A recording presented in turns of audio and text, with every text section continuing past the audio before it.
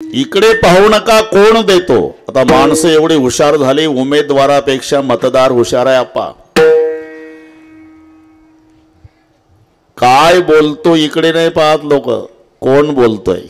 अरे नाही तर भाषण करायला काय लागतं. संताची प्रमाण घेऊन भाषण रंगवता येतं. दारूबंदीवर दारू मुकावे मान दारूने अब्रू जाए छे, दारू बहु दुर्गंधी दारूने धक्को खाए छे, कहे दास करगरी नरक मो जाए छे, दारू गांजा मत पी यारो अक्कल गुंग हो जाती, अपने कमर का दाम खर्च कर मुंह में मक्खी आती. टाळ्यांचा कडकडाट लोकांनाही वाटतं यांच्या भाषणानं आपलं गाव व्यसनमुक्तीच्या क्रमांकात नक्की पहिलं येणार. वा.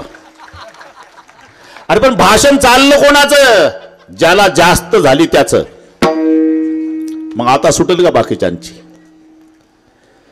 म्हणजे बोलतो काय यापेक्षा बोलतोय कोण, विषय काय यापेक्षा वक्ता कोण, तसं खातो काय यापेक्षा देतो कोण.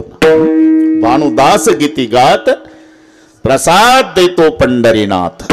आणि प्रसाद शब्दाचा अर्थ आम्ही समजतो तेवढा संकुचित नाही. प्रसाद शब्दाचा यथार्थ अर्थ आहे प्रसाद असतो प्रसन्नता. आणि प्रसन्नता हे दुःखाची हानी करण्याचं एकमेव साधन आहे. संपत्ती आणि विपत्ती फारसं सुखदुःखाला कारणीभूत नाही. आणि जर संपत्ती सुख देत असेल तर अब्जाधीश माणसं मग आत्महत्या का करतात? याचं उत्तर आहे त्याचं मन विषण्ण आहे. जिथं मन विषण्ण आहे तिथं सुखाची हानी आहे, जिथे मन प्रसन्न आहे तिथे दुःखाची हानी आहे. मन करारे प्रसन्न सकळ सिद्धीचे साधन, प्रसन्नता नाम प्रसाद आहे. आपण जीवन स्वीकारलं ना मग दोन्ही गोष्टी घडणार, त्याला जीवन म्हणतात. सुख आणि दुःख याचं मिश्रण म्हणजे जीवन आहे. दोन्ही प्रकारच्या पत्रिका ते लेखून कळविण्यात आनंद वाटतो की 12 वर्षांनी मुलगा झाला, सहकुटुंब सहपरिवार बारशाच्या कार्यक्रमाला अगत्य येण्याचं करावं. त्याला नाईलाजानं छापावं लागतं. कळविण्यात अत्यंत वाईट वाटते की पूजनीय पिताजींना देवाज्ञा झाली आपण गोड जेवणाला यावं. हे दोन्ही घडतं त्याला जीवन म्हटलं जातं. तुम्ही पहा सकाळी पांढऱ्या कापडामध्ये गुंडाळलेलं प्रेत चौघांनी खांद्यावर घेतलं, पुढचं मडकं धरून चाललंय, मागचा समाज रडत निघाला. प्रेत यात्रा.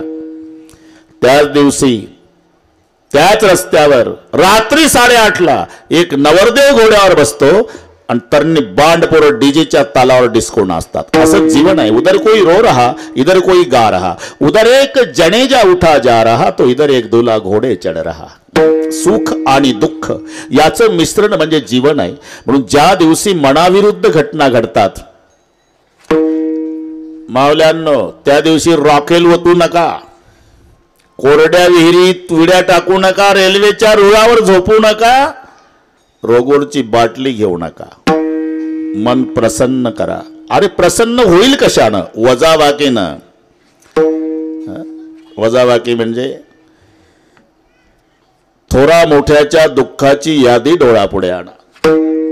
शिबिदतीचे हरिचंद्र नरेसा सहे धर्महित कोट कलेसा, रमते देव फले रूप सुजाना, परम धरेव सह संकट नाना. त्यांच्या मानाने एक नया पैसा दुःख आपल्या जीवनात नाही. म्हणून मन करा रे प्रसन्न. आणि प्रसन्नता हे प्रसादे सर्व दुःखानाम हानिरशोपजायते, उलट विषादे सर्व सुखानाम हानिरशोपजायते. सर्व सुखाची हानी विषण्ण चित्त करते, तर दुःखाची हानी हे प्रसन्न चित्त करते. आणि प्रसाद फक्त दोघच देतात.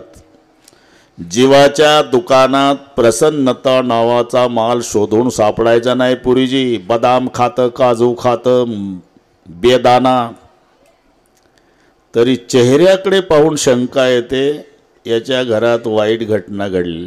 विचारता क्यों रोते जी? कौन आप? मैं नहीं रोता. फिर मेरी सूरत ही वैश. फोडीली गोवरी तैसा दिसे तोंडावरी. प्रसन्नता दोघाकडे आहे, संताकडे अथवा भगवंताकडे. म्हणून आतापर्यंत प्रसाद दिल्याची प्रमाणही दोन तुमच्या लक्षात आहे. आता हे एक होऊन गेलं. भानुदास गीती गात प्रसाद देतो पंढरीनाथ, या प्रमाणावरून प्रसाद दिलाय तो भगवंताने. दुसऱ्या प्रमाणावरून एकची टाळी झाली या प्रमाणावरून प्रसाद दिलाय तो संताने. आपलं भाग्य आहे नरदेह मिळाला, भारतात मिळाला, महाराष्ट्रात मिळाला, साधू संतांच्या नंतर मिळाला. संत काकुळतीला येऊन सांगता, बाबा रे, अरे उभं आयुष्य पिठलं भाकरी खाण्यातच घालवण्यापेक्षा देवाच्या प्रसादे करारे भोजना, देवाच्या प्रसादे करारे भोजना, देवाच्या प्रसादे करारे भोजना,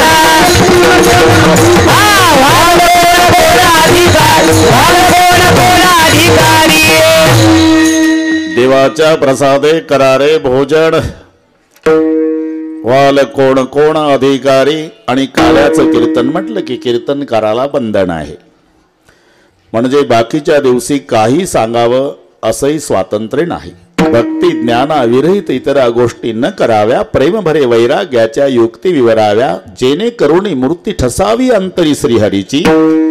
ऐसी कीर्तन मर्यादा आहे संताच्या घरची.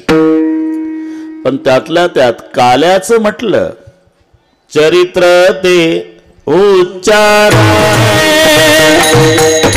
चरित्र ते उच्चारावे केले देवे गोकुळी.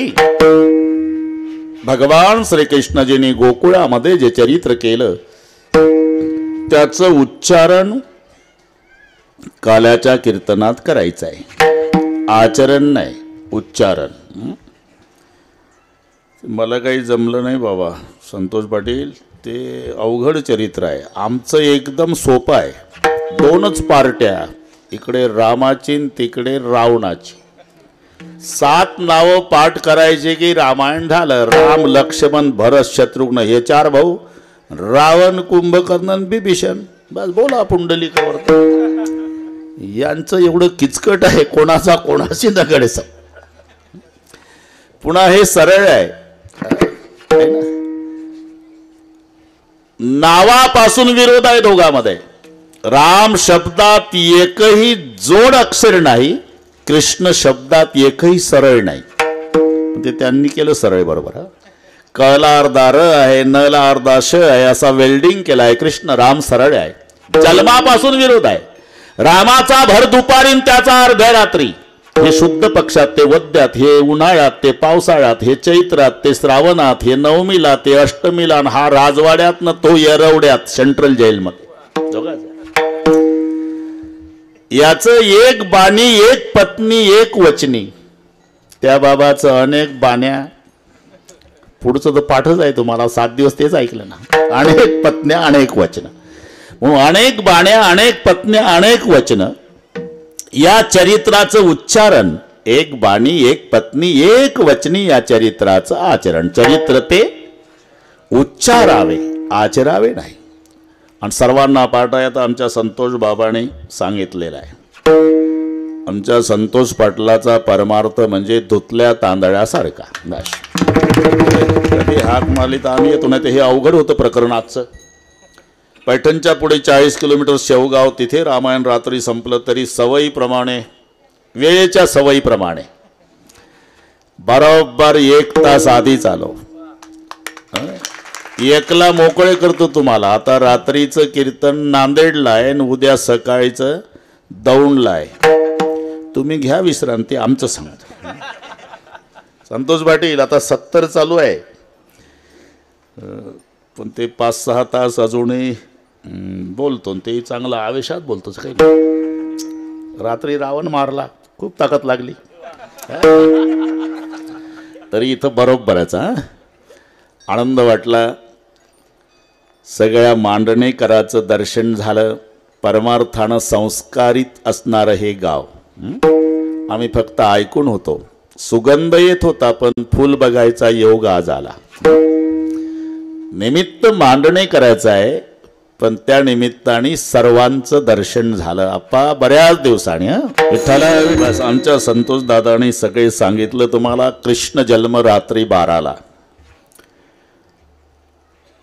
सेंट्रल जेलमध्ये, मामाच्या जेलमध्ये जन्माला आला बघ. आणि ते सौंदर्य पाहिलं ना संतोषराव, बापाला आनंद आवरला नाही.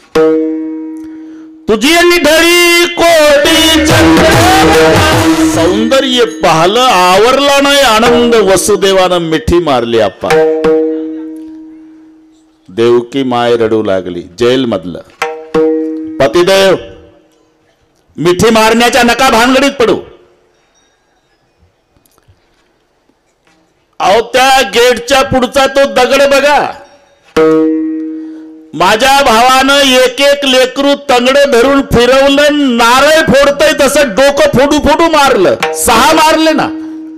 मग लपवा लपवा जगजेठे एवढं तरी सोडवा सोडवा मिठी लपवा लपवा जगजेठे. संतोष पाटील याला मायचं प्रेम म्हणतात. अरे पण बापाचं कुठं कमी आहे. लक्षात घ्या फरक एवढाच आहे. मायचं समाजाला दिसतं बापाचं लपून आहे. नाही तर आईपेक्षाही काकणभर जास्त प्रेम बापाचं असते. दवाखान्यात मुलगा आजारी असल्यावर बेडवर बसलेली माय तोंडावून हात फिरवते पेशंटच्या. चमच्यानं दूध पाजते, चमच्यानं औषध पाजते, गोळ्या देते, झेंडू बाम लावून देते, हातपाय चेपून देते. हे माय सगळ्या समाजाला दिसते. पण त्याच वेळेला दवाखान्याच्या रिकाम्या ग्राउंडवर पेशंटचा बाप टेन्शन मध्ये हातावर हात चोळत बिना जेवणाचा दिवसभर यरझारा घालतो. तो दिसत नाही. त्याचं कुठे प्रेम कमी आहे. माझ्या बोलण्याचा तुम्हाला राग येत असेल मावल्यांनो तर माझ्यावर लाल डोळे करू नका. याच्या उलट डोळेच बंद करा. आणि माझं आव्हान आहे प्रत्येक मावशीनं आपला आपला बाप आठवा. आणि मग कळेल बापाचं केवढं प्रेम असते. एका वाक्यात सांगतो, एकुलत्या एक मुलाच्या मरण्यानं न रडणारा बाप सापडेल पण लेकीच्या सासरी जाण्यानं बाप रडल्याशिवाय राहत नाही. दगडाच्या हृदयाचा माणूस असू द्या. 24 वर्षाची ताई बासिंग बांधलेली पहिली पप्पाजवळ येते ना माय लेकराच्या तोंडावरून हात फिरवते तशी बापाच्या तोंडावरून हात फिरवून एवढंच म्हणते, बाबा खूप धावला आमच्यासाठी जन्मभर, तब्येतीची काळजी घ्या बाबा. बस. कन्यादान सुखे जरी करी पिता, शोकांत अंतरी कलेजा का टुकड़ा जब पिता को छोड़ जाता है तो पिता दीवाल पे सर पटक पटक के रोता है. कोणी असू द्या. त्या दिवशी नापास आहे. ते माय लेकी अंगणामध्ये एकमेकीला भेटतात, रडतात. गावातल्या 5-25 महिला त्याही रडतात. त्यांनाही कोरोना सारखी लागण होऊन जाते. मग त्यांची चर्चा, केवढी रडती माय, केवढी रडती. अरे केवढं प्रेम आहे आईचं. कोण नाही म्हणतं. आईचं प्रेमच आहे ना. पण त्याच्यापेक्षा पाहायचं का. घरात जा, घरात जा. काय दिसेल तुम्हाला. त्या मुलीचा बाप एकटा बसून असेल, तोही भिंतीकडे तोंड असेल, भिंतीच्या कोपऱ्यात असेल, त्याच्या दोन्ही हातात संतोष दादा उपरणं असेल.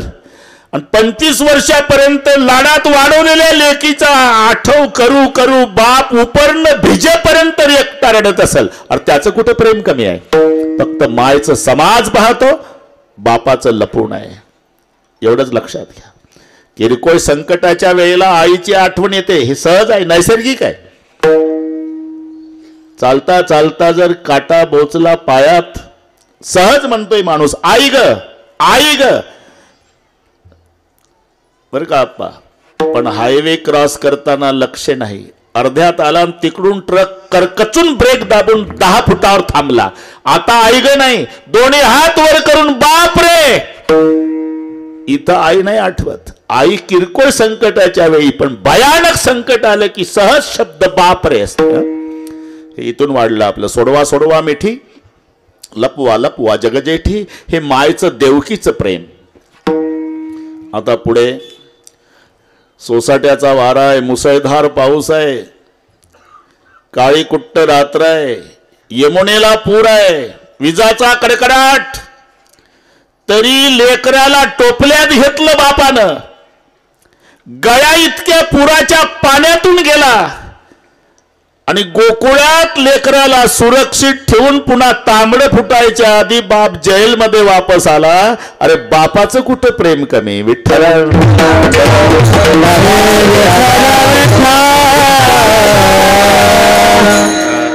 अजून थोडस रामायणात जाऊ बरं का. आपण तुम्ही ऐकलेला आहे आणि पाठ झालाय तुम्हाला. मी आईचं आणि बापाचं याकरता सांगतो. सुमंत प्रधानाने 6व्या रात्री रथ वापस नेला. संतोष पाटील तुम्ही शिल्लोडला नियोजक होते, तुम्ही ऐकलं तर काही सांगायची गरज नाही. रात्रीचे 12 वाजलेले. माय कौसल्याने विचारलं, आणलं माझ्या रामाला. रडायला लागला सुमंत. अश्रूनच उत्तर मिळालं आईला, रडू नको बाबा, मी रामाची आई आहे आणि आईच्या नात्यानं माझा एक प्रश्न आहे सुमंता. बोला आई साहेब.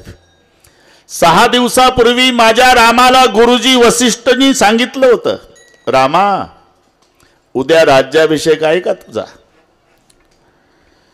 नियम आहे, आज जेवायचं नाही, झोपायचं नाही, दरबारच्या आसनावर बसून राहायचं. ए पोरी, ते चाललं तिचं लिखाण काय चाललं.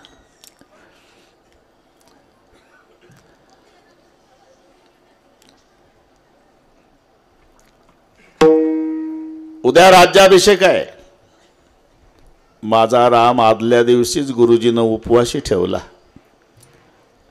उपवास करावा लागतो म्हणे गुरुजी म्हणे. काही खाल्लं नाही माझ्या रामानं. दुसऱ्या दिवशी राज्याभिषेक नाही सुमंता, तसाच उपवासी उठला आणि बिना आंघोळीचा वनवासात गेला. अरे मी माय आहे त्याची.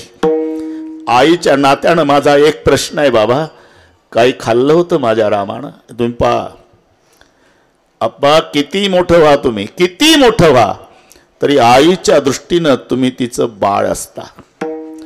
आणि हा एवढा तुम्ही भाग्यवान आहे संतोष दादा. घरी आल्यावर चौघाचे 4 प्रश्न असतात. पहिला प्रश्न बाप विचारतो, मग मुलगा विचारतो, मग बायकोन, शेवटी आई. तुमचे अनुभव आहे. कमाई करून आला की बाप विचारणार कितना कमाया, मुलगा विचारतो कितना बचाया, बायको विचारते कितना लाया, आणि शेवटी माय बेटा कुछ खाया. हे एकच पात्र आहे जगात तुमच्या जेवणाची चौकशी करणार, एकच पात्र आहे. आणि पहा, आईच्या हातचे साधे पदार्थ असू द्या, पार चटणी भाकरी असू द्या, तरी अमृतासारखी गोडी त्या पदार्थाला. आई मेल्यावर मग ते पदार्थ जन्मभर खा, ती मजा नाही. कारण आईनं लेकरासाठी नुसता स्वयंपाक केला नसतो, त्याच्यात आपलं प्रेम ओतलेलं असते, म्हणून त्या पदार्थाची चव असते. आणि पूर्वीची एखाद्या वेळेला स्वयंपाक चांगला झाला तर भाऊ भाऊ तुटून पडतात, काही ठेवत नाही, रिकामे भांडे. तरी माय तांब्याभर पाणी पिऊन किचन मध्ये समाधानानं बसलेली असते. मोठ्या मुलाला संशय येतो की आपण सगळे खाल्लं, आईसाठी काही राहिलं नाही. मोठा मुलगा किचन मध्ये येतो तर माय समाधानानं पाणी पिऊन बसली. आई काय बेटा, सगळे भाऊ भाऊ जेवलो, आम्ही काही नाही ठेवलं तुझ्याकरता, भांडे रिकामे झाले, तू उपवासीच आहे. नाही, उपवासी नाही माझ्या राजा. मग तुम्ही माझे लेकर पोटभर जेवला ना, त्याच वेळेला माझं पोट भरलं बेटा, याला माय म्हणतात, हे लक्षात ठेवा. म्हणून पहिला प्रश्न विचारला संतोष भाऊ, कुछ खाया था मेरे बेटे ने. सुमंत रडून म्हणतात, खाने के बारे में पूछ रही क्या माँ. 3 दिन बीते बिनु जल पाना. 3 दिवस तिघानं पाणी सुद्धा घेतलं नाही आई साहेब. जब चौथा दिन निकला श्रृंगवेरपुर पहुंचे जाई, श्री भगवान फल कछु खाई. द्याना ठेवून ते आता प्रसाद ठेवून द्या, बसा खाली. असं चाललंय. ते संतोष दादाला जमतं, ते मला जमदाग्नीच म्हणतात लोक, मग मला जमत नाही. कारण आपण एकरूप झालो ना प्रसंगामध्ये. अरे हा आनंद टाटा बिर्लाला नाही ना. हे काय साखरीचा पुडा आणि ते बसले तेल होतं त्याच्यात. जागेवर बसा आता सगळे. विठ्ठल, मी आईचं बापाचं सांगत होतो आपा, मी शुद्धीवर आहे अजून, बरोबर मुद्दा कुठून नाही. बस खाने के बारे में पूछ रही माँ. 3 दिन बिते बिनु जलपाना. तिघांना 3 दिवस पाणी नाही घेतलं आई साहेब. 4था दिवस निघाला तर तो शृंगवेरपूरचा भिल्ल त्यानं रडू रडू आग्रह केला. संतोष भाऊ त्याचा उद्देशही होता, प्रभू आज काहीतरी खा, आमच्या गावात आला तुम्ही. अरे बाबा 3 दिवस झाले मी काही खाल्लं नाही. नसेल खाल्लं पण आज खावं लागेल. का? भिल्ल जमातीचा कलंक मिटवण्यासाठी. प्रभूला कळलं म्हणजे तुम्ही जर काही खाल्लं नाही ना मालक, चंद्र सूर्य असेपर्यंत भिल्ल जमातीला कलंक लागेल. इतिहास लिहिला जाईल की जगाचा बाप भिल्लाच्या गावात उपवासी झोपला होता. आणि जर काही खाल्लं ना मालक तर आमच्या जगातल्या भिल्लांचा गौरव वाढेल. इतिहासवाले लिहितील 3 दिवस जगाचा बाप उपवासी होता पण भिल्ल जमातीने काही खाऊ घालून झोपवला होता. ठीक है लाओ. श्री भगवान फल कछु खाई. सफर कैसी हुई? श्रृंगवेरपुर तक रथ थामा, बाद में नैया थी और बाद में तीनों पैदल गए. पैदल शब्द ऐकला आणि माय कौसल्या रडून म्हणू लागली, रघुनंदन पायी गेला रथ कारे तो आणला. रात्रीचे 12 वाजले. आईनं वर बघितलं आणि पहिली प्रार्थना सूर्यनारायणाची केली. सूर्यवंशी नारायण, सूर्यवंशी नारायणा माझा राघव येतो वना. सूर्यवंशी दिनकरा तापून नको रे भास्करा. आईचं प्रेम. माझ्या बाळाला 14 वर्षे चटका बसणार नाही सूर्यदेवा, याची काळजी घ्या. मग कौसल्या माईनं जमिनीकडे पाहून नमस्कार केला. रात्री 12ची गोष्ट. अहो धरणी माय बहिणी, सांभाळावा कोदंड पाणी. इथपर्यंत ठीक आहे. आता बापाचं. सुमंत प्रधान पुढे आले. निश्चिष्ट पडलेला राजा 6 दिवसापासून जमिनीवर पडलेला, डोळे मिटलेले, पण जबाबदारी आहे प्रधानावर, सांगावं लागणार निरोप. जय जीव या शब्दाचा उच्चार केला आणि दशरथजीनं ओळखलं माझा सुमंत आला. देखी सचिव जय जीव कही कीने उदंड प्रणाम.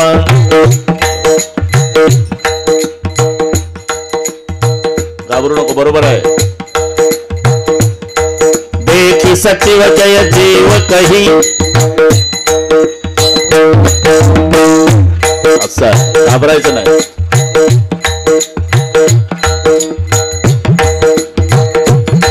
देखी सचिव जय जीव कही कीने उदंड प्रणाम.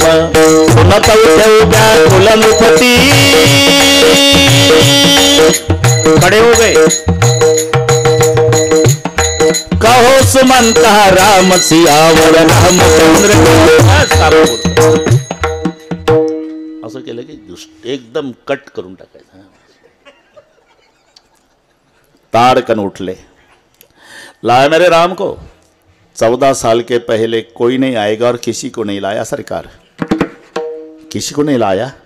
परिणाम राम राम कही राम, राम राम कही राम. तनु परिहरी रघुवर विरह राहू गये सुरधाम. 6 वेळा रामाचं नाव घेऊन राजा दशरथानं प्राण सोडला. दृष्टांत संपला. आपा माय कौसल्येचं प्रेम तिनं रामासाठी हंबरडा फोडला. बापाचं दशरथाचं प्रेम त्यानं लेकासाठी प्राण सोडला. कोणाचं कमी वाटतंय तुम्हाला? इथून वाढलं आपलं सोडवा सोडवा मिठी. इथून गेलो आपण तिकडे अयोध्या. लपवा लपवा जगजेठ. आणि पुन्हा घाई करा, घाई. उशीर लावू नका. जणी कंसासी कळ, जणी कंसासी कळ माझ्या बाळाशी मारिल. बस इकडचा बाबा तिकडे नेला आणि तिकडची बेबी इकडे आणली. 7 दिवस आपण ऐकलं. रळे माया कर्या कांत. तिकडे भगवान रांगू लागले. रांगता रांगता चालू लागले. नव्हे अनेक उपाय कंसाने केले. कागासूर, बकासूर, रिठासूर, शकटासूर, पुतना मावशी, माबळ भट पण देवानं 12 वाजेपर्यंत सगळे संपवले. अवघी दैत्य खानी बुडविली. मराठीच आहे पण थोडा थोडा बदल असा होतो. 12 गाव पर बोली बदले, तरुवर बदले शाखा, बुड्ढा पामे केस बदले, लखंड बदले लाखा. 12 गावानंतर भाषा बदलते. संतोष भाऊ, आम्ही त्या कोपर गावाकडे जायचो, नुकताच कीर्तन करायला लागलो होतो. 84-85 ची गोष्ट आहे. आणि मग तेव्हा काय एसटीतून उतरायचं आपलं ते सामान. तुम्ही आले आणि तुमची पिशी, मला वाटतं पुढचं कळलं तुम्हाला. कोपरगाव बरोबर आहे. तुमची पिशी आता नागपूरकडे पागलबाईला पिशी म्हणतात. मी म्हटलं बाबा मला चांगली नाही पिशी नाही. अहो ते सामानाची, अरे मग पिशवी म्हणणं, पिशी काय. हे 12 गाव पर बोली बदले. कुठे कमळाचा ळचा ड होतो, कुठे ळचा ये होतो, कुठे ल होतो. कोकणामध्ये कमळाचा ळचा ल. जळगाव भागात ड, जळगावच्या नडावर केड खाल्लं म्हणते. आहे का कोणी तिकडचं? ठीक आहे. नागपूरकडे ये, जळगाव. आणि कोकणात ल होतो. सगळी मंडळी तिकडचं आहे प्रमाण. का ग बगरीटा मारल्यान गो बळीन पाताळी घातल्यान गो. अवघी दैत्य खाणी बुडविली. आणि मग कंसानं मीटिंग घेतली. मावशी पुढे सरकून घ्या, त्या उन्हात आहे मावल्या. सरका पुढे, सरका पुढे, थोडं थोडं माझ्याकडे, माझ्याकडे सरका. पुढच्या मावश्या सरका पुढे, सरका पुढे, सरका पुढे. असं ऐकतात रे बाबा. नाही तर कोण कोणाचं ऐकतंय सध्या. एवढंच एक क्षत्र आहे, विनंतीला मान देतं बरं का आप्पा. नाही तर मग मोठ्या मोठ्यांना म्हणू दे, अजिबात नाही ऐकत. हे एवढ्याच क्षेत्रामध्ये राहिलं थोडंसं. आता सरकून घ्या पुढे, सरकून घ्या पुढे. हा बा जमला, आता जमला, जमलं रे बाबा. काय मजेत गेला आपले दिवस. आता आपा गाडी उतारायला लागली, 70 लागला. आता ब्रेकवर थांबू नये. ब्रेक निघाला की ते पत्र्याच्या शेडमध्ये जाणारच आहे. पण अजून काही समाजाचं प्रेम कमी झालं नाही. माझी वाट पाहतातच.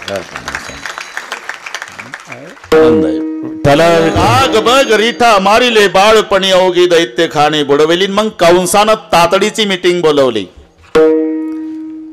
मथुरेतली गोष्ट आहे अप्पा. सभासद जी सरकार, कागासुर, बकासुर, रिठासुर, शक्तासुर, बड़े बड़े असुर को भेजा लेकिन कोई वापस नहीं आया, मार डाला है. लगता है कि गोकुल में पैदा हुआ शत्रु खतरनाक. क्या किया जाए. मीटिंग मधले उठले. अपने गल्ली में कुत्ता शेर होता है सरकार. आपली माणसं त्याच्या गावात पाठवतो म्हणून ते आपल्या लोकांना मारतं. त्या 2 भावाला आपल्या गावात आणा. इथं हत्तीच्या पायी तुडू, नाही तर चंदामेंदा गदा घालून पहिलवानासोबत कुस्त्या कोणी उपायानं मारू. कंस म्हणाले, अरे उतना आसान नहीं है. वो भगवान है और भगवान को लाने के लिए भक्त की जरूरत है. आपल्या गावात एकही हबप नाही. इतक्यात एक उठला. एक आहे आमच्या घराशेजारी चंदनवाला बुआ. क्या नाम है उसका? अक्रूर. जाओ जल्दी बुला के लाओ. 11 बज गए. और 11 नहीं 12. अक्रूर जी सरकार बुला रहे. आमच्या संतोष भाऊ सारखाच पोशाख होता. 12 बंदी ते चंदन आले. अक्रूरजी, जी सरकार, तुमच्यावर एक कामगिरी. बोला. उद्या सकाळी रथ घेऊन जायचं गोकुळात. 2 भावाला बैराम कृष्णाला आणायचं मथुरेत. आज्ञा सरकार. आणि मग घरी आला अक्रूर. रात्रभर झोपण्याचा प्रयत्न अक्रूरजीनं केला पण झोप येईना. का? मी कोण्या जन्मात पुण्य केलं. मोठ्या मोठ्या योग्याच्या ध्यानाला न येणारा भगवान, त्याला आणायची कामगिरी मला मिळाली. सकाळी स्नानादी कर्म आटोपलं, रथ सज्ज केला, घोड्याचे बागदोर हातात धरले. घोडे रथ ओढतात आपा, पण अक्रूरजीचे डोळे बंद आहे आणि डोळे मिटून चिंतन चाललेलं आहे. आजी होईल माझ्या जन्माचे सार्थक चालू आहे. रथ निघाला, आजी होईल माझ्या जन्माचे सार्थक, वैकुंठ नायक पाहिन मी. असं करीत करीत रथ यमुनेच्या काठापर्यंत आला. गोकुळात रथ थांबला. का थांबला म्हणून अक्रूरजीनं डोळे उघडले आणि पुढचं दृश्य पाहिलं. संतोष पाटील, काय दिसलं? खळखळ खळखळ खळखळ वाहणारी यमुना, हिरवीगार दाट झाडी, पलीकडे सुंदरसं वसलेलं गोकुळ. हे दृश्य पाहलं. अक्रूराच्या मुखातले शब्द निघाले, धन्य हे यमुना, धन्य हे गोकुळ, वृक्षादी सकळ धन्य धन्य, धन्य या गोपिका, धन्य हे गोपाळ. अक्रूराच्या मुखातले शब्द आहे. धन्य हे यमुना, धन्य हे गोकुळ, वृक्षादी सकळ धन्य धन्य, धन्य या गोपिका, धन्य हे गोपाळ, पक्षादी सकळ धन्य धन्य, धन्य गोवर्धन, धन्य वृंदावन, नंदाचा नंदन क्रीडत असे. पण देव दिसेना. कारण देव सकाळी गायी घेऊन गेले होते ना अक्रूरजी 12ला आले होते. पण अक्रूरानं बघितलं, शंख चक्र गदा पद्म चिन्ह उठलेल्या पाऊल खुणा. बस आता देव मांडण्यात नाही. देव गाय घेऊन गेला. आपण दिवसभर इथंच थांबावं म्हणजे सायंकाळी एकट्याला दर्शन होईल, म्हणून अक्रूरजीनं निर्णय घेतला. गायीच्या मागे कृष्णाची पाऊले, अक्रूरे घातले लोटांगड, गडबडा लोळे भूमीवरी, ब्रह्मादिकासी दुर्लभ येथील माती उचलुनी हाती मुखे घाली. हा दिवसभर कार्यक्रम चालला. घाबरू नका, फार लवकर झालं सुरू. अरे मोठ्या मोठ्या ठिकाणी बरं का, आपण नाव सांगत नाही, लाईट गेल्यावर जनरेटर सुरू होत नाही. 10 मिनिट झाले तरी. अरे म्हटलं जनरेटर आहे म्हणता ना, आहे म्हणे बाबा, पण डिझेल नाही. मग डिझेलला कुठं गेलं? ते भोकरदनला गेलं. भोकरदन डिझेल कधी येईल? संध्याकाळी. मग करा कालात. यांनी अर्ध्याच मिनिटात सुरू केल्याबद्दल पुन्हा धन्यवाद तुम्हाला. विठ्ठल.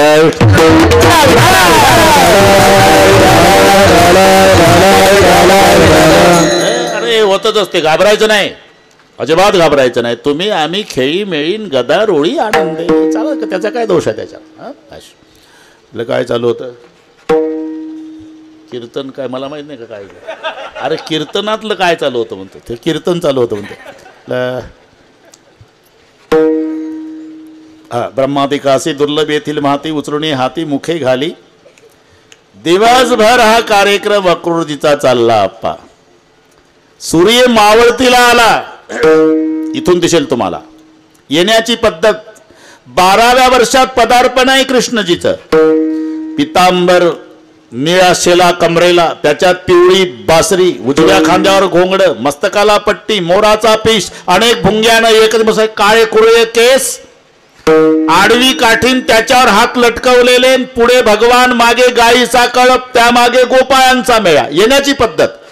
वासराच्या वडीनं गायी घाई घाई घाई घाई येत होत्या. त्यांच्या खुरानं धूळ उडली. ती पांढरी धूळ सावळ्या कृष्णाच्या अंगावर येऊन बसल्यानं पांढरा झाला देव.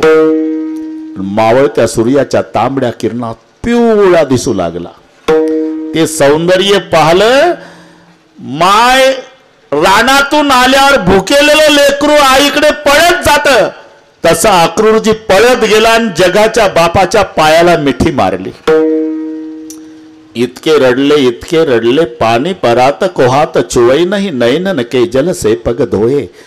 अक्रूरजीनं देवाचे पाय अश्रूनं भिजवले. देव उभे राहिले. पायाला मिठी मारल्यामुळे गायीचा कळपही थांबला आणि त्याच्या मागचं गोपाळाचं टोळकं थांबलं. इथून दिसेल तुम्हाला. त्या गोपाळात मुख्य पेंद्या होता. पेंद्या. आणि हे सगळे भोळे बाबडे गोपाळ त्या पेंद्याला म्हणू लागले, पेंद्यासी पुसती अवघे गडी जेव्हा अन कोण हारे बावा आला येते. पेंद्या कोण्या गावचा बुवा आहे रे? पेंद्या म्हणला मी दिवसभर तुमच्या सोबतच राहणार आहे, मला तरी काय माहिती. हा बुवा याच्यापूर्वी कधी आपल्या गावात आलता का? नाही, संतोष बुवा मुळे आलो बुवा. अरे याच्यापूर्वी कधी? नाही, कधीच आला नाही, पहिल्यांदाच आला ना. हो, मग याचा कोणाशी परिचय नसताना हे असं का करतं? आपल्या कानोबाच्या पाया का पडतो? संतोष पाटील ते भोळे बाबडे गोपाळ पेंद्याला विचारतात, परिचय नसताना रे पेंद्या, हा परिचय नसताना हा बुवा असं का करतो? आपल्या कानोबाच्या पाया का पडतो? काय हा मागतो? यांना काय माहिती पुरीजी यांच्या देवाला घेऊन जायला आला म्हणून. आणि जेव्हा गोकुळात आले सगळे वाऱ्यासारखी वार्ता पसरली. आपा एक दुसरीच्या दारात, हे पहा भगवान उद्या जाणार आहे, बाबा एक घ्यायला आलेला आहे. वासरं सोडली, दिवसभराची उपवासी, गाईला पित नाही. जनावरावरचा परिणाम. गाई चारा खात नाही, कोणी स्वयंपाक करीत नाही, कोणी कोणाशी बोलत नाही. एक दुसरीच्या दारात सायंकाळी झोपली का ग? इकडे काय तुला काही कळलं का? काय आपल्या कृष्णाला घेऊन जायला मथुरेहून एक बुवा आला. जा झोप घरी, घेऊन जायला आला. एवढं सोपं आहे का ग? ज्याच्यासाठी सासू सासऱ्याच्या शिव्या खाल्ल्या, जन्मभर नवऱ्याच्या लाता खाल्ल्या आपण, तरी त्याच्यावरचं तीभर प्रेम कमी होऊ दिलं नाही, तो भगवान आपल्याला सोडून जाणार आहे का? मलाही तसंच वाटत होतं ग, पण खात्रीशीर जे कळालं ते सांगायला आले. तो घेऊन जायला आला यात नवल नाही. आपला देव जायला तयार झाला. कधी? उद्या सकाळी जातो भगवंत मथुरेस. वाऱ्यासारखी वार्ता पसरली. प्रातकाळी मात झाली, गोकुळात जातो भगवंत मथुरेसी. यशोदा मायची अवस्था ती तर झोपलीच नाही. संतोष पाटील सकाळी सकाळी पहाट व्हायच्या आधी माय पायशाकडे बसली. आप्पा तिला कळालं माझा कृष्ण आता कायमचा सोडून जातोय.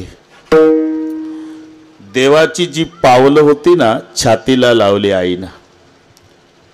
12व्या वर्षात पदार्पण झालेलं आहे.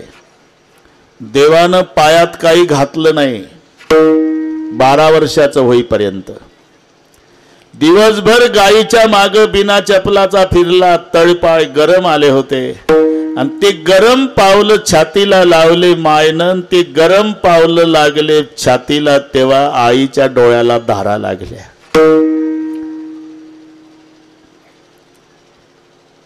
आणि ते अश्रू खाली पडू लागले. पावलं तर छातीला चिकटवलेली आहे. मा यशोदा रडती आहे आणि गरम अश्रू पावलावर पडले. मग कृष्णजीला जाग आली. पाहलं तर आई रडते. आई का रडतेस ग? बाळा बिना चपलाचा तुला गाईच्या मागे लावला बाळा.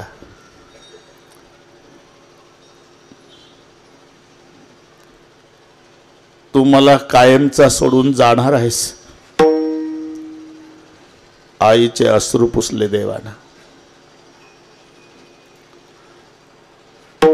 तुझा दोष नाही बेटा, माझंच नसीब फुटका आहे. तयारी झाली, रथ सज्ज झाला. बलराम दादा आणि कृष्ण भगवान रथात विराजमान. नंद पाटिल आले. कान्हा मैंने आपको पहचाना नहीं था बेटा, तो दुनिया का बाप मेरा बेटा बन के आया था गोकुल में. अज्ञान के भांति पिता के नाते कभी ताड़न किया होगा लाला, तो पिता बेटे को आशीर्वाद देता है, लेकिन तुम्हारा पिता क्षमा मांगता है. कान्हा मुझे क्षमा करो. बाप रडतोय. माँ यशोदा गळ्याला बिलगली. कृष्णा 2 रुपयाचा माठ फोडला होता मातीचा, त्याच्या बदल्यात मी तुला अख्खा दिवस उखळ्याला बांधला होता राजा,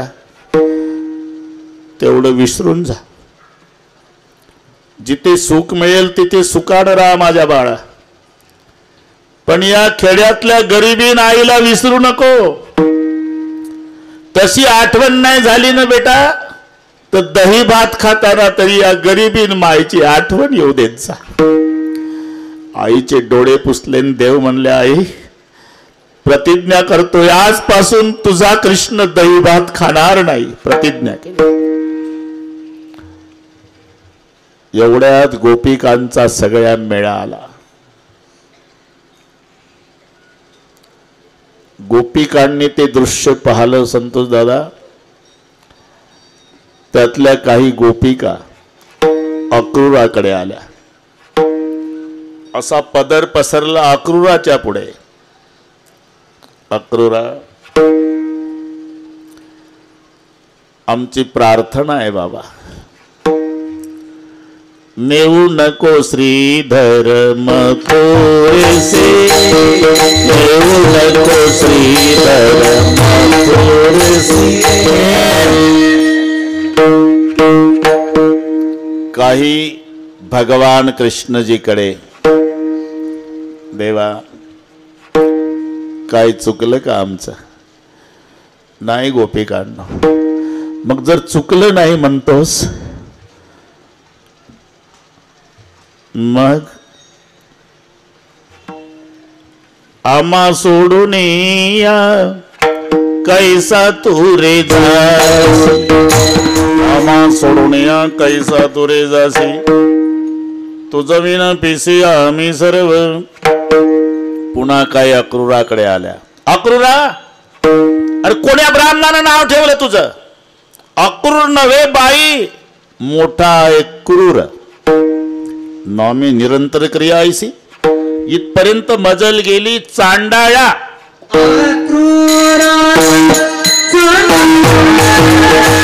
अक्रूरा चांडाळा, तुझं कोणी धाडीला? का घात करू आलासी वदिसी सकळ्या. सगळ्या गोपिका रडायला लागल्या. जेव्हा बलराम दादा कृष्णजी रथात विराजमान होऊन निघणार, रथी चढले वनमाळी. आकांत गोकुळी, भूमी पडल्या व्रजबाळी, कोण त्या सांभाळी. इतक्या रडल्या अप्पा, नयनीच्या उदकाने भिजली धरणी, जमीन भिजली अश्रूना. देव म्हणाले, अक्रूर काका, माझी माय रडते ना यशोदा, ते सहन होतंय मला. माझा बाप रडतो तेही सहन होतं, पण ज्यांनी नवऱ्याच्या लाता खाल्ल्या पण माझ्यावरचं प्रेम कमी होऊ दिलं नाही, या गोपीच्या शोकासी न पहावे मजसी. मग काय करू देवा? वेगी हाक रथासी. वेगी शब्द आहे, वेगी हाक रथासी. अक्रूरजी म्हणाले, वेगी का? थोडं सावकाश गेलं तर नाही चालत? नाही चालत काका, कारण वेगी हाक रथासी. अहो घाई नका, सावकाश जाऊ. नाही का? पुढेही बहुत करण्या.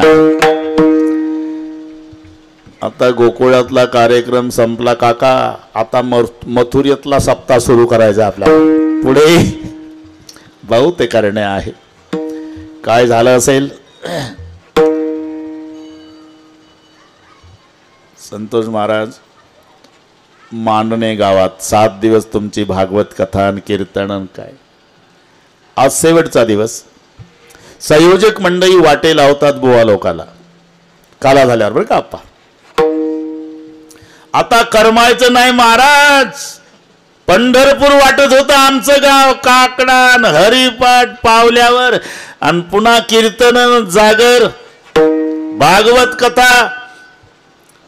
करमायचं नाही महाराज. नाही पा, आम्ही प्रापंचिक लोक आहे महाराज. तुमच्या सेवेमध्ये कमी पडलो असेल तर आम्हाला क्षमा करा. बुवा लोक म्हणतात, बाबा तुम्ही तुमच्या लेकराकडे लक्ष दिलं नाही, एवढा आम्हाला सांभाळलं, आमच्यात काही अपराध घडला असेल तर तुम्ही मायबाप आमचे अपराध पोटात घाला.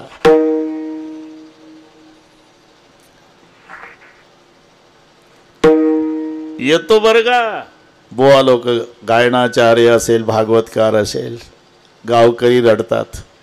आता करमायचं नाही महाराज, पुढच्या वर्षी या महाराज, जरूर येऊ. पुढच्या वर्षी या महाराज, येऊ महाराज, पुढच्या वर्षी या. अरे पुढच्या वर्षी येणाऱ्या बुवाबद्दल आता जाताना गाव रडतं, गोकुळात कधीच न येणाऱ्या देवाबद्दल काय झालं असेल.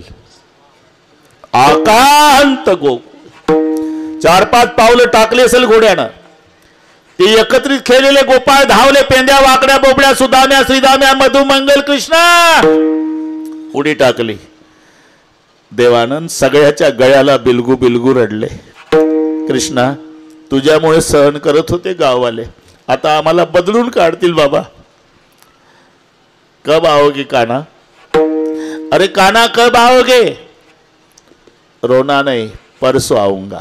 परसों बोल के गया, बरसों बीत गए तो भी नहीं आया. श्री कृष्ण चंद्र मथुरा को गए हैं, मथुरा से गोकुल को आना नहीं है. वेगी हाक, घाई न चाला काका. अहो पण घाई का? सांगितलं तुम्हाला पुढेही बहुत करणे आहे. काय करणे आहे? मी ज्याच्या करता आलो ते करणे आहे. कशा करता आला? ज्याच्या करता मी आलो ते करणे आहे. कशा करता आला? आहे तुका म्हणे. हो तुका म्हणे, तो म्हणे का? तोही म्हणे. श्री भगवान वाच, यदा यदा हि धर्मस्य ग्लानिर्भवति भारत अभ्युत्थानम धर्मस्य तदात्मानं सृजाम्यहम्. भगवान म्हणे. आपण तुम्ही तर वेगळं ठरवलं देवा. काय? तिथे जाऊन म्हणे कंस मारायचा आहे, उग्रसेन राज्यावर बसवायचा आहे, मला सांगता धर्माची संस्थापना करायची. त्यालाच म्हणतात काका धर्माची संस्थापना. धर्म काय पदार्थ आहे का? तो धर्मीच्या आश्रयाने असतो. रामाचं भांडण रावणासोबत नाही, कृष्णाचं भांडण कंसासोबत नाही. आणि व्यक्तीसोबत भांडत असेल तर तो भगवंतच ठरत नाही. भांडण अधर्मासोबत आहे अप्पा. रावण अधर्मी म्हणून मारला, बिभीषण धर्मी म्हणून राज्यावर बसवला. कंस अधर्मी म्हणून मारला, उग्रसेन धर्मी म्हणून राज्यावर बसवला. म्हणजे अधर्मीला मारणं, धर्मीच्या ताब्यात राज्य देणं, याला म्हणतात धर्माची संस्थापना करणं. आहे तुका म्हणे धर्म स्वानासी भोजन दिले पंचामृत तरी त्याचे चित्त हाडावर, याला स्वभाव म्हणतात. ज्याचा जो स्वभाव आहे, किती प्रयत्न करा. मराठी भाषेत म्हण आहे आप्पा, जित्याची खोड मेल्याशिवाय जात नाही. मेल तरी नाही जात. पहाटेची वेळ होती. संतोष पाटील टांगेवाला झोपला. पुण्यातली घोडं उठ, प्रवाशानं उठवलं तर उठलं, घोडं सोडलं, जोडलं टांग्याला, बसला प्रवासी, निघाला. 2 मिनिटात घोडा थांबला, उतरला, डॅन्स केला, पुन्हा चालला, थांबला, डॅन्स केला, चालला, थांबला, डॅन्स केला, चालला, थांबला, डॅन्स केला. 5 वेळा झालं. प्रवासी वैताला, ए टांग्यावाल्या, स्वारगेटला जायचं आणि गाडी मिळाली पाहिजे, बसला डॅन्स करत. तुम्ही झोपत न उठवलं पाटील. फुकट नव्हतो का? फुकट नाही पाटील, माझ्याकडे 2 घोडे आहे, वरातीचं आणि टांग्याचं. जसा झोपत न उठलो, घोडं सोडलं आणि टांग्याला जोडलं. पण आता लक्षात आलं, टांग्याचं घरी राहिलं आणि वरातीचं टांग्याला आलं. मग ते डॅन्स केल्याशिवाय स्वारगेटला जात. त्याला म्हणतात स्वभाव. कसं? आधी होता वाजा, आधी होता वाजा, जो स्वभाव आहे. मला माहिती तुझ्यात बदल होणार नाही. मग यशोदा म्हणली, गावात राहू नको.